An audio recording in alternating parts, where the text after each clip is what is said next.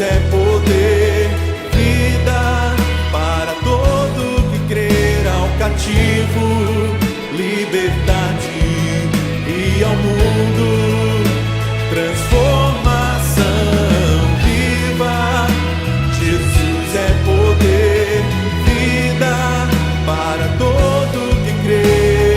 Para o ferido, a cura do aflito, a esperança e para todos, Jesus é poder.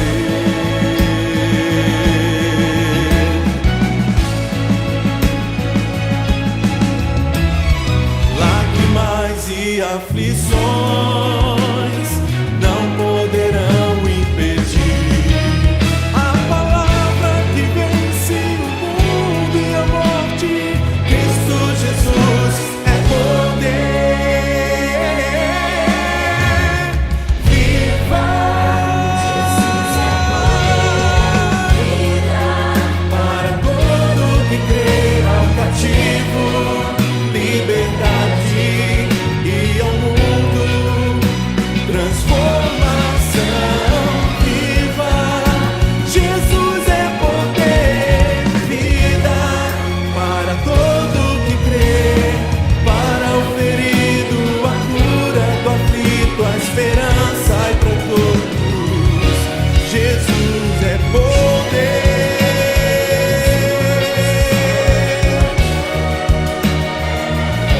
Jesus é poder.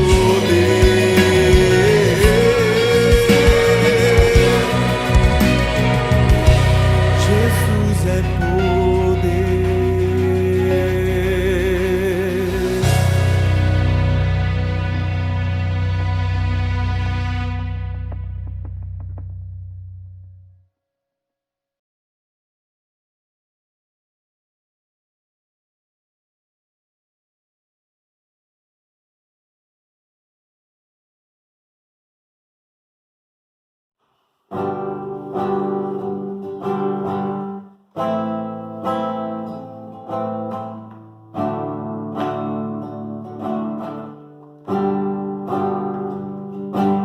Cada vez que a minha fé é provada,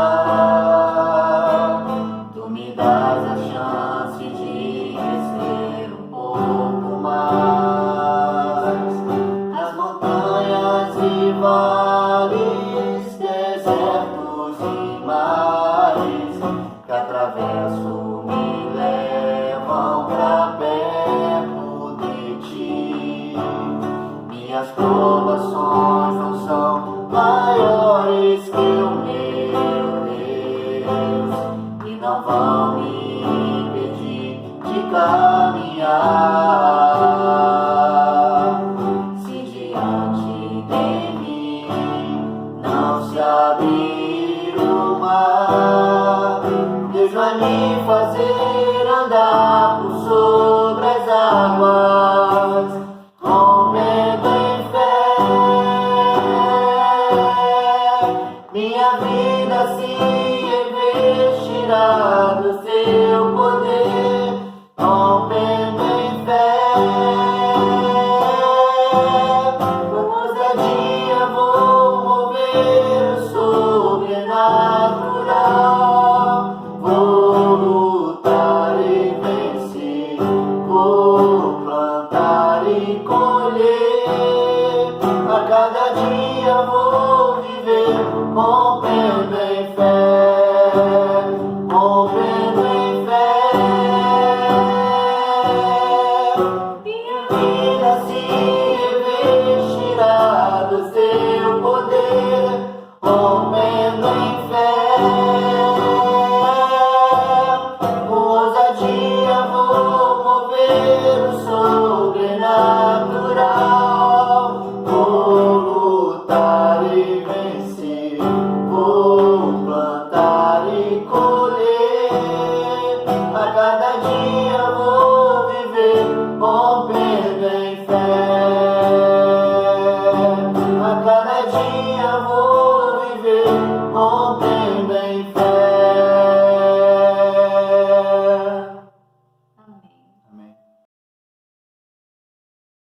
Olá, meus queridos e amados irmãos, tudo bem com vocês? Muito obrigado pela sua atenção, pelo seu carinho. E nesse dia eu quero compartilhar com você rapidamente um pouquinho da palavra de Deus que está baseada na nossa mensagem, a nossa reflexão em Romanos, no capítulo 8, no verso 24 até o verso 25. E nós vamos falar sobre esperança. Como está a sua esperança? Em tempos difíceis que temos vivido, em tempos de pandemia, tenho percebido pessoas maravilhosas, tão amáveis, tão queridas, tendo dificuldade em manter a sua esperança animada, a sua esperança viva, ou até mesmo em reavivar a sua esperança. Nós não podemos continuar dessa maneira e precisamos reanimar, precisamos elevar a nossa esperança, mesmo em meio às nossas dificuldades. Em Romanos, no capítulo 8, no verso 24 até o verso 25, a palavra de Deus nos diz assim: porque em esperança fomos salvos. Ora, a esperança que se vê não é esperança, porque o que alguém vê, como também o esperará. Mas se esperamos o que não vemos, com paciência o esperamos, e da mesma maneira também o Espírito Santo ajuda as nossas fraquezas, porque não sabemos o que havemos de pedir como convém, mas o mesmo Espírito intercede por nós com gemidos inexprimíveis. E aquele que examina os corações sabe qual é a intenção do Espírito, e é ele que, segundo Deus, intercede pelos santos. Meus amados, nós devemos reanimar a nossa esperança, em primeiro lugar, devido à salvação que Cristo nos concede. O texto é muito claro quando escreve aos Romanos, e eu quero lembrar a você a motivação da escrita da carta aos Romanos. O apóstolo Paulo escreveu a carta aos Romanos por dois motivos. O primeiro deles é para poder doutrinar aquela igreja. O segundo motivo, para incentivar, para reanimar, para conceder esperança para eles. Temos que lembrar que a igreja de Roma foi uma igreja muito importante, extremamente importante para o conceito do cristianismo na Europa, porém foi uma igreja extremamente perseguida, extremamente também politizada devido à própria igreja estar na capital do império. Então eu quero te lembrar que quando o apóstolo Paulo escreve a Roma, ele escreve reanimando, doutrinando, mas reanimando a igreja. E ele está falando sobre a esperança, lembrando a eles, olha só, vocês têm que manter a sua esperança porque houve um sacrifício.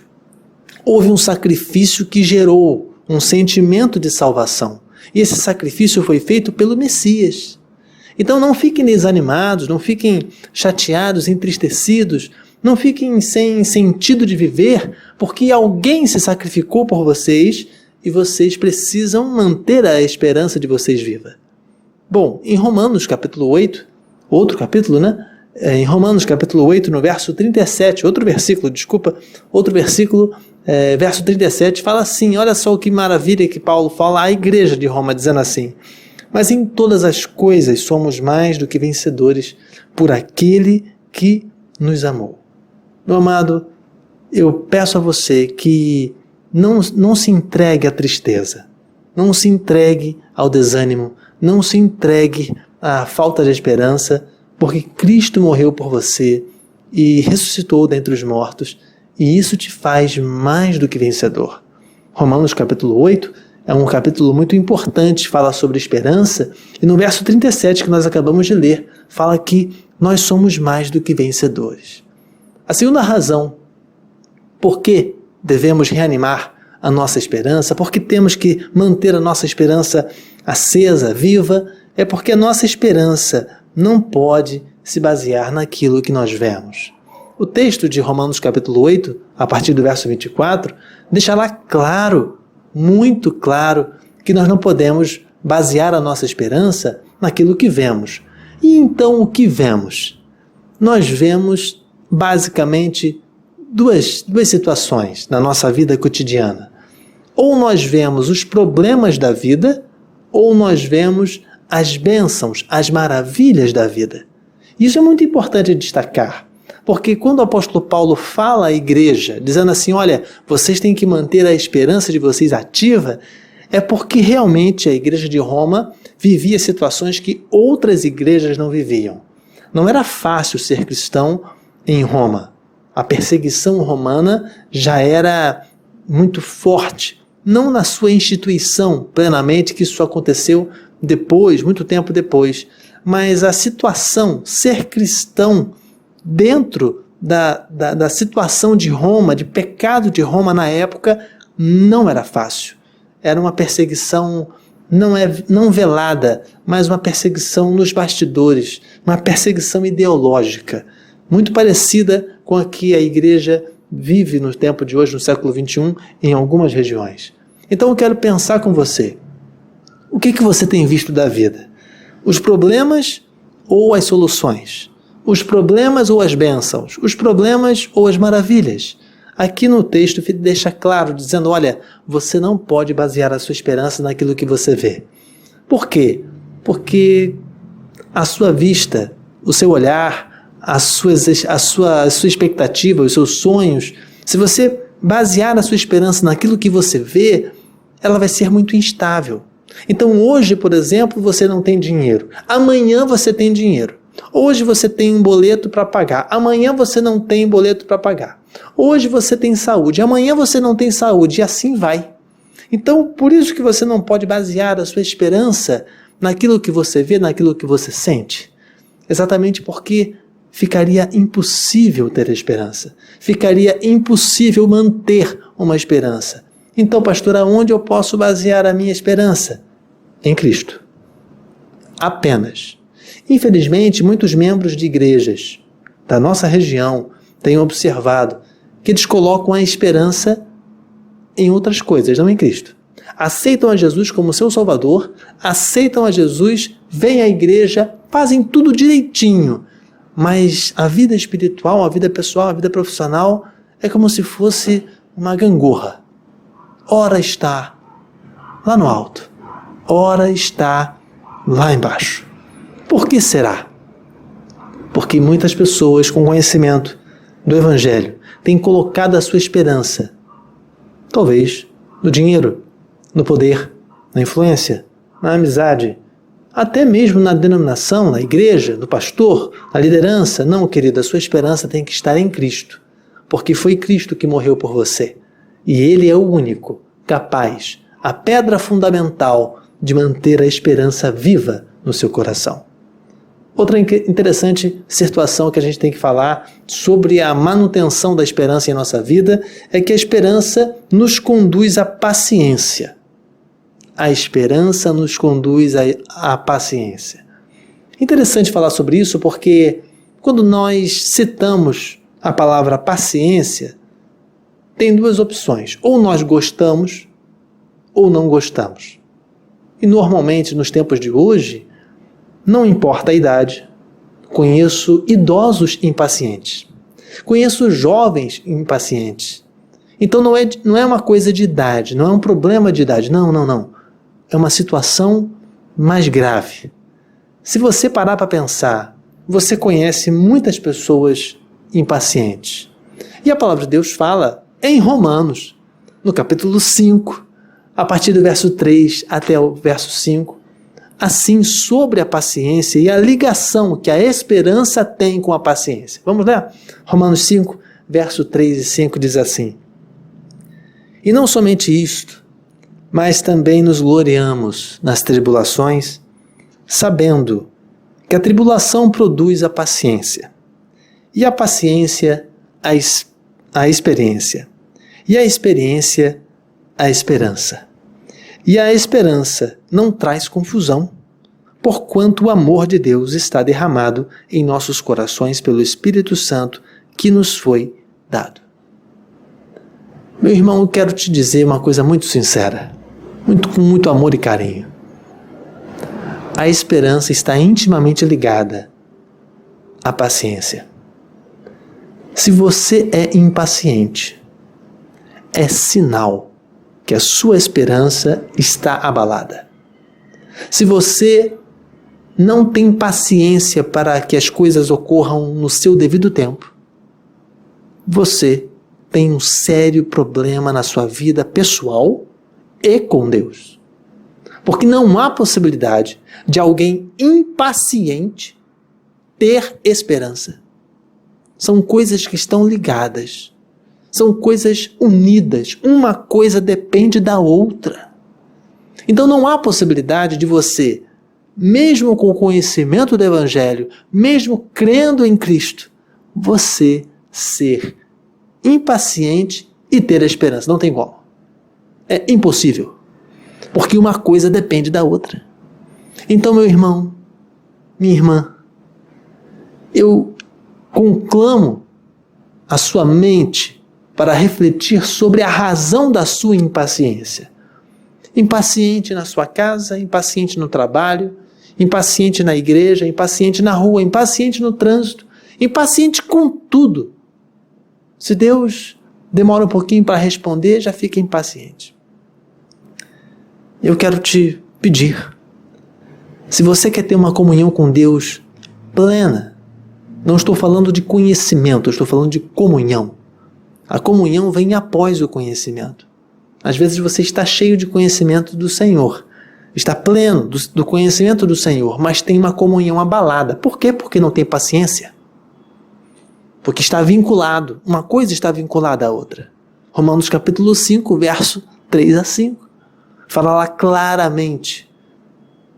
As coisas são feitas de maneira gradativa. Então não adianta você querer correr para que a pandemia passe. Não adianta você querer correr para resolver esse problema. Você tem que fazer a sua parte? Sim, tem que fazer. Mas não vai resolver do seu jeito, do meu jeito, ou no meu tempo ou no seu tempo. A situação com Deus não é assim. Então, cada coisa tem o seu tempo. A palavra de Deus já fala sobre isso. Então, se você quer ter a sua esperança avivada, reavivada, primeiro passo, paciência. Paciência.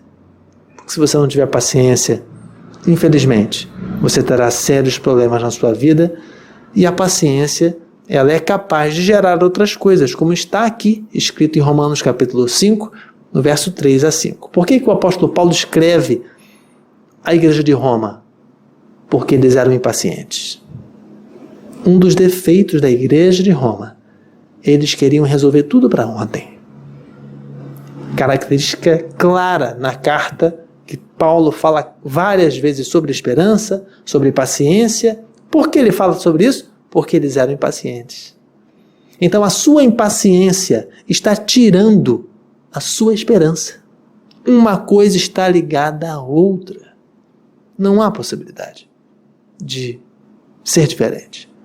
Então, se você quer reanimar a sua esperança, se você quer ter dias melhores, se você quer ter uma vida mais feliz, se você quer ter um bem-estar pessoal, tenha paciência. Antes da esperança, tenha paciência. E aí você vai ter a experiência, e aí você vai ter a esperança, e como a palavra de Deus fala, onde há esperança não há confusão. Está escrito na Bíblia. Romanos capítulo 5. Aonde há esperança não há confusão. Então não sei se a tua casa, se a tua vida está uma confusão.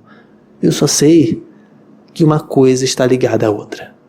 Portanto, paciência, experiência, hombridade, firmeza, olhar para frente, e Deus proverá, e vamos seguindo em frente. Última coisa que nós podemos aprender com o texto, para nós terminarmos essa breve reflexão, é que a esperança nos ajudará nas nossas fraquezas.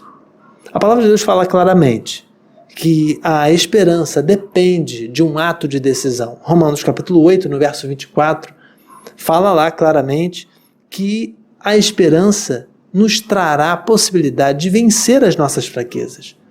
E o que é uma fraqueza? Você sabe o que é uma fraqueza? A fraqueza é um ato de consequência de acordo com uma provocação maior no passado. Então, por exemplo, lá no seu corpo, por exemplo, você aí no seu corpo, você tem o seu corpo, né? Conhece o seu corpo melhor do que eu.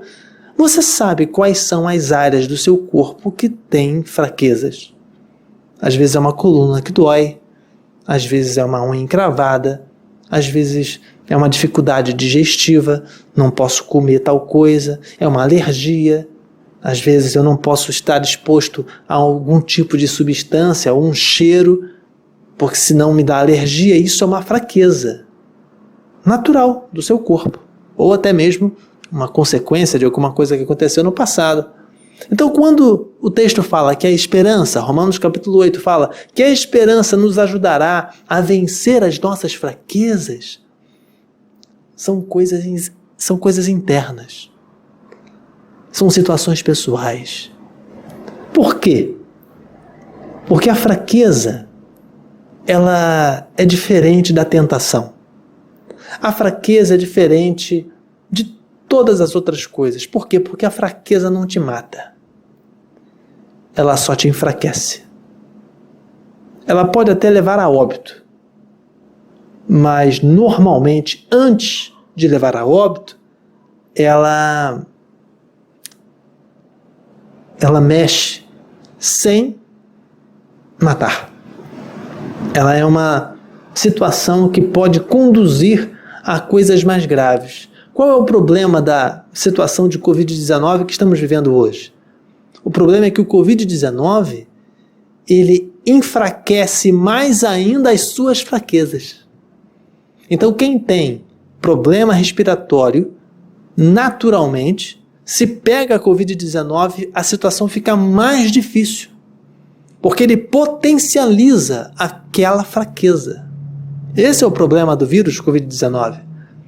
Porque as pessoas que não têm essas fraquezas físicas, naturais, às vezes a pessoa já nasceu com aquela alergia, uma dificuldade de pulmão, uma dificuldade respiratória, elas passam com certa facilidade pelo Covid-19. Mas quem tem a fraqueza, quem tem a alergia, quem tem o problema vinculado, o Covid-19 potencializa aquela fraqueza. É meio contraditório, né? Potencializar uma fraqueza. Mas ele torna mais fraco. Ele coloca o corpo em crise. Então a esperança que aqui o apóstolo Paulo está falando, está dizendo assim, olha, vocês que têm fraquezas, que estão na igreja, se vocês querem vencer essas fraquezas, vocês têm que ter uma esperança alta. Vocês precisam ter um olhar para o futuro positivo. Porque se você não tiver esse olhar para o futuro positivo, a fraqueza vai ser potencializada. Então, a pergunta que eu quero te fazer é, qual é a tua fraqueza? Qual é? Você tem. Se você me falar que não tem, você não é humano. Todos nós temos fraquezas. Você sabe qual é a fraqueza, qual é a tentação normal que Satanás vem tentando você e que você cai com facilidade. Meu irmão, se você quer vencer isso, o primeiro passo é paciência. E aí você terá a esperança ativa para que você possa, dia após dia, vencer essa fraqueza. Lembrando que a fraqueza é algo interno. Então eu não sei se a sua família sabe dessa fraqueza. Eu não sei se a tua igreja sabe dessa fraqueza. Eu não sei se as pessoas que te amam sabem dessa fraqueza. Mas eu quero te lembrar que Deus sabe.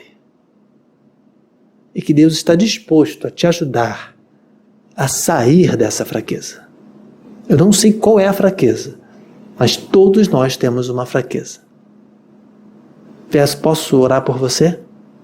Então eu gostaria que você, nessa hora, não sei o que tem passado na sua vida, mas que você levante o seu olhar, esqueça as coisas que passaram no passado e siga em frente, com a esperança de um futuro melhor.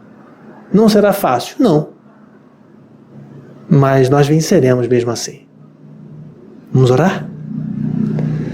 Pai, nós te agradecemos pela tua graça e a tua misericórdia todos os dias e te pedimos que possa encher o nosso coração de esperança.